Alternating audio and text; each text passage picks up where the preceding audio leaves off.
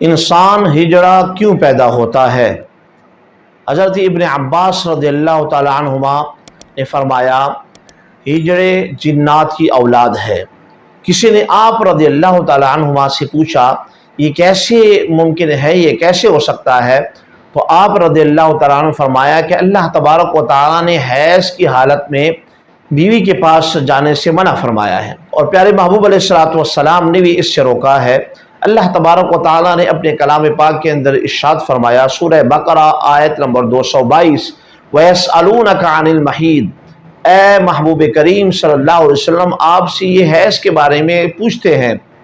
قُلْ هُوَ أَذًى فَاعْتَزِلُوا النِّسَاءَ، تو آپ فرما دیجئے کہ وہ ناپاکی ہے، دور رہو، الگ رہو عورتوں سے، حتیٰ یطہرن، یہاں تک کہ وہ پاک ہو جائے۔ فَاعْتَزِلُوا النِّسَاءَ فِي الْمَحِيضِ، تو ان سے حیض کی حالت میں الگ رہو عورتوں سے۔ وَلَا تَقْرَبُوهُنَّ حَتَّى يَطْهُرْنَ، اور ان کے قریب بھی نہ جاؤ یہاں تک کہ وہ پاک نہ ہو جائے۔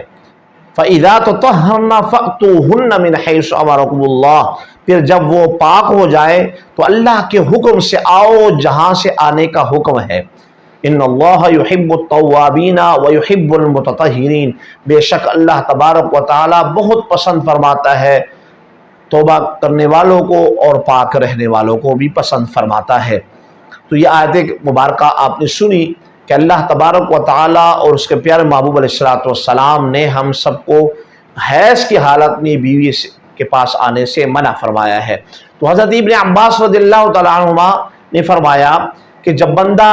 حیض کی حالت میں بیوی کے پاس آتا ہے تو پھر آدمی سے پہلے شیطان جو ہے وہ پہل کرتا ہے، شیطان پہلے جو ہے وہ پہنچ جاتا ہے اس کی بیوی کے پاس اور وہ اس سے صحبت کرتا ہے، پھر اس صحبت کرنے کی وجہ سے وہ بیوی حاملہ ہو جاتی ہے اور اس سے جو ہے ہجڑا پیدا ہوتا ہے۔ اس لیے اللہ تبارک و تعالیٰ کے حکم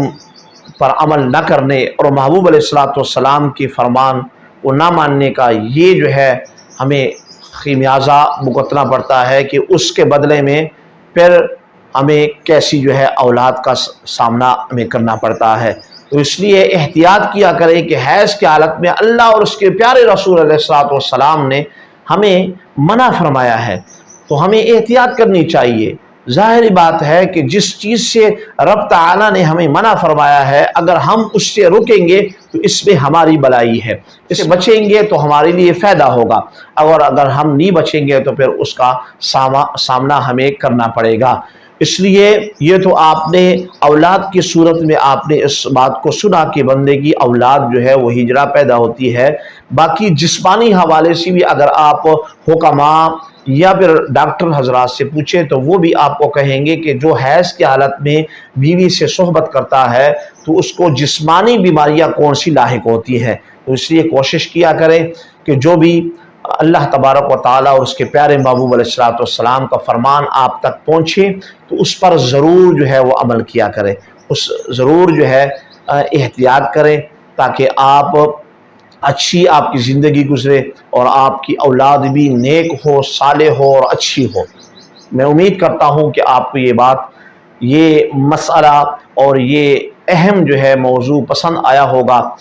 امید ہے کہ آپ اس کو سنیں گے بھی صحیح اور اس پر عمل بھی کریں گے اور اس کو لوگوں تک پہنچانے کی بھی کوشش کریں گے۔